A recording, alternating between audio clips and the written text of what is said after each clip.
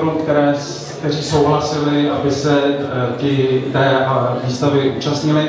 Jsou tady autoři, se kterými už spolupracujeme delší dobu, ale zároveň i autoři, kteří tady u nás vystavují poprvé, takže já bych tím rád poděkoval a doufám, že potleskem mi pomůžete jim poděkovat.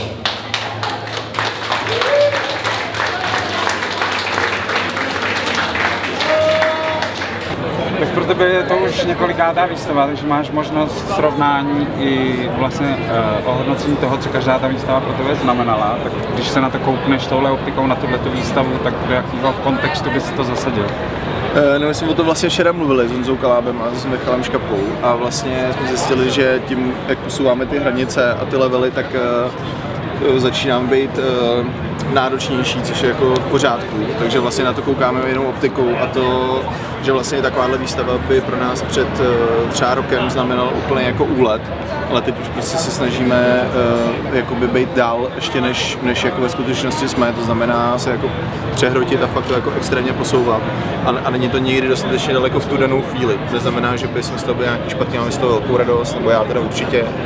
Ale co mě tady na té výstavě, jako co je pro mě nový a co je pro mě jako dobrý signál, že další spousta street arterů a graffiti writerů, kteří z té komunity pocházejí, pochopili galerijní prostředí a i když někde něco stranou už dávno dělali, tak najednou prostě ty nabídky využili a konečně do toho galerijního prostoru jako oficiálně vstoupili, což do téhle doby úplně oficiálně nikdo z nich moc neudělal, jsme dělali jenom my.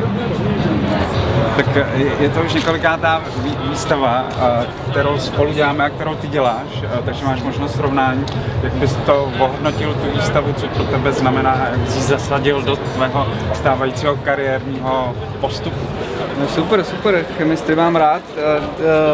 Se stěhuje furt z místa na místo, takže je někdy těžký najít cestu, ale teď je ve výborném prostoru a myslím, že tady ta výstava sedí jako celek, takže já jsem maximálně spokojený. Děkuju chemistry, že ještě mi tady dala takovýhle nádherný prostor a myslím, že to antré do výstavy je dobrý, no. Mám z toho radost.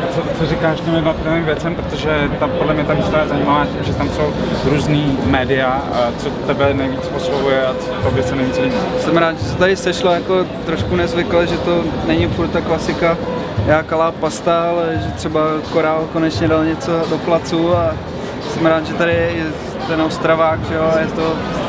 Myslím, že to sedí k sobě nádherně. A když bys měl říct něco o své stávající tvorbě, kde teďka s tou tvorbou seš a kam směřuješ? No tak ještě nějaký větší formáty přijdou a teď mám období aut, ale uvidíme, co přinese další rok. Tenhle rok jsem byl hrozně busy, takže jsem dělal asi jenom 6 pláten a 2 z toho jsou tady teda. A chtěl bych příští rok nachystat zase nějakou solo výstavu, no, pořádně se do toho opřít. Máš období aut, ne období aut. Nejsem úplně aut, ale skládám auta na sebe. Líbí se mi, ale vlastně jakoby nejhezčí vzpomínky mám na to, když chemistry bylo na Vinohradech a začínali jsme, že byly ty první 2 výstavy, tak to byl takový jako vstup do neznámá, teďka už jako jsme takový trošku ostřílenější, takže je to taková jako normálka, že to není nějak tak výjimečný, jako já jsem zrovna včera říkal klukům, no, že je to takový divný a oni říkají, že to je přesně to, že vlastně už to jako už jako je to obvyklý, no, pro nás. Ale jako je to super. A hlavně se mi líbí, samozřejmě to musím, ten prostor, protože to je skvělý.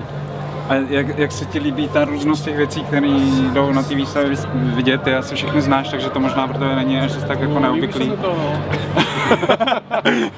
Líbí, jako zajímavý, dobrý.